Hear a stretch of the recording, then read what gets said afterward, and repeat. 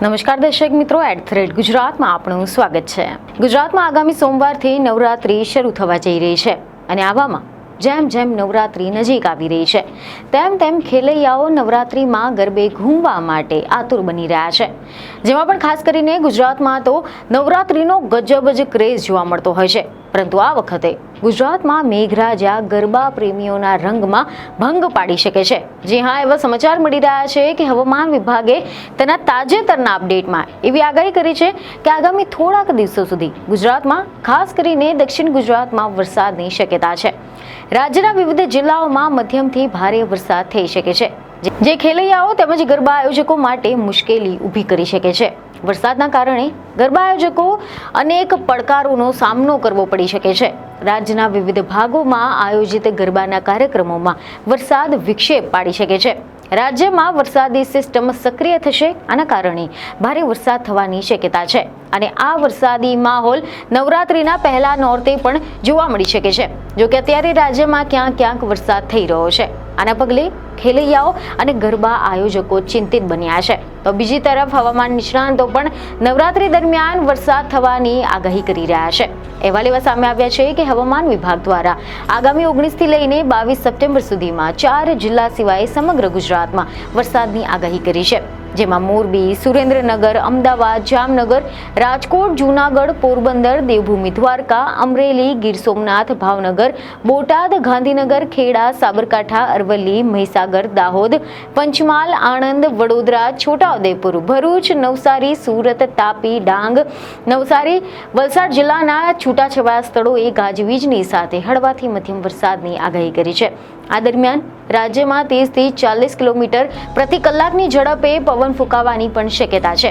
જોકે આજે એટલે કે 19 સપ્ટેમ્બરના રોજ શુક્રવારે ગુજરાતના કેટલાક ભાગોમાં વરસાદ થવાનો છે। આના માટે યલો એલર્ટ પણ આપવામાં આવ્યું છે। હવામાન વિભાગ મુજબ શુક્રવારે ગાંધીનગર, અરવલ્લી, ખેડા, અમદાવાદ, આણંદ, પંચમહાલ, દાહોદ અને મહીસાગરમાં છૂટાછવાયા સ્થળે હળવો વરસાદ થશે તેવી આગાહી છે, જ્યારે વડોદરા, છોટાઉદેપુર, નર્મદા, ભરૂચ, સુરત, ડાંગ, નવસારી, વલસાડ, તાપી, દમણ, દાદરા અને નગર હવેલી, સુરેન્દ્રનગર, રાજકોટ, જામનગર, પોરબંદર, જૂનાગઢ, અમરેલી, ભાવનગર, મોરબી, દ્વારકા, ગીર સોમનાથ અને બોટાદ તેમજ દીવમાં પણ કેટલીક જગ્યાએ શુક્રવારે હળવો વરસાદ થઈ શકે છે, જે દરમિયાન ગાજવીજ પણ થઈ શકે છે। જ્યારે આવતીકાલે એટલે કે 20મી સપ્ટેમ્બરે શનિવારના રોજ વડોદરા, છોટાઉદેપુર, નર્મદા, ભરૂચ, સુરત, ડાંગ, નવસારી, વલસાડ, તાપી, દમણ અને દાદરા નગર હવેલી, સુરેન્દ્રનગર, રાજકોટ, જામનગર, પોરબંદર, જૂનાગઢ, અમરેલી, ભાવનગર, મોરબી, દ્વારકા, ગીર સોમનાથ, બોટાદ અને દીવમાં પણ છૂટાછવાયા સ્થળે હળવા વરસાદની આગાહી છે। આ સિવાય ગાંધીનગર, અરવલ્લી, ખેડા, અમદાવાદ, આણંદ, પંચમહાલ, દાહોદ અને મહીસાગરમાં પણ શનિવારે છૂટોછવાયો વરસાદ થશે તેવી પણ આગાહી કરવામાં આવી છે। અમદાવાદ અને આસપાસના વિસ્તારોમાં પણ આકાશ વાદળછાયું રહેશે તેવી આગાહી છે। કેટલીક જગ્યાએ હળવો વરસાદ પણ થઈ શકે છે।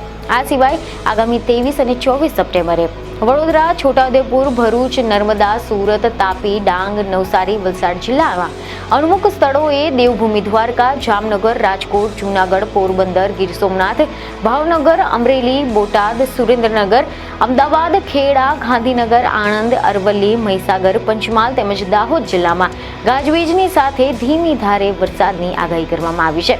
જોકે નવરાત્રીમાં વરસાદ આવશે તેવી આગાહી હવામાન નિષ્ણાંત અંબાલાલ પટેલે પણ કરી છે। અહેવાલ એવા મળી રહ્યા છે કે તેમણે આગાહી કરી છે કે બંગાળના ઉપસાગરમાં સિસ્ટમ સક્રિય થતા વરસાદ આવશે। 22 સપ્ટેમ્બર સુધીમાં રાજ્યના અનેક ભાગોમાં ગાજવીજની સાથે વરસાદ થઈ શકે છે। 27 સપ્ટેમ્બરથી લઈને 5 ઓક્ટોબરની વચ્ચે દક્ષિણ ગુજરાત સહિતના વિસ્તારોમાં વરસાદ થવાની આગાહી છે। 7મી ઓક્ટોબરે પણ વરસાદની સંભાવના છે। આ સિવાય નવેમ્બર મહિનામાં હવામાનમાં પલટો આવવાની પણ હવામાન નિષ્ણાંત અંબાલાલ પટેલે આગાહી કરી છે। જોકે આગામી 72 કલાકમાં રાજ્યના અનેક ભાગોમાં મોટો પલટો આવી શકે છે। ખાસ કરીને અમદાવાદ અને ગાંધીનગરમાં પણ વરસાદની આગાહી છે। નવરાત્રિની શરૂઆતમાં રાજ્યના અનેક ભાગોમાં વરસાદ થશે તેવી પણ આગાહી છે। 29મી સપ્ટેમ્બરથી લઈને 3 ઓક્ટોબર દરમિયાન ભારે વરસાદની શક્યતા છે। દક્ષિણ ગુજરાત, વલસાડના ભાગોમાં ભારે વરસાદની શક્યતા છે। રાજ્યના કેટલાક ભાગોમાં આફતનો વરસાદ થવાની પણ શક્યતા રહેશે। નવરાત્રિમાં મેઘરાજા ખેલૈયાઓની મજા બગાડી શકે છે. નવરાત્રિમાં વરસાદ અંગે જોઈએ તો બંગાળના ઉપસાગરમાં જે સિસ્ટમ સક્રિય થઈ છે એના કારણે આજથી જ તારીખ 22 સુધીમાં રાજ્યમાં અનેક ભાગોમાં ગાજવીજની સાથે વરસાદની સંભાવના છે. પરંતુ મહત્વની વાત એ છે કે તારીખ 27 સપ્ટેમ્બરથી લઈને 5મી ઓક્ટોબરની વચ્ચે અરબી સમુદ્રમાં પણ સક્રિય થવાની શક્યતા છે અને આના કારણે 27 સપ્ટેમ્બરથી 5 ઓક્ટોબરની વચ્ચે દક્ષિણ ગુજરાતના ભાગોમાં રાજ્યના અનેક ભાગોમાં ગાજવીજની સાથે વરસાદની શક્યતા રહેશે. કેટલાક ભાગોમાં તો વધુ વરસાદ પણ થઈ શકે છે, જ્યારે 7મી ઓક્ટોબરે રાજ્યના ઘણા બધા ભાગોમાં અરબી સમુદ્રની સિસ્ટમના કારણે વરસાદ થવાની શક્યતા રહેશે.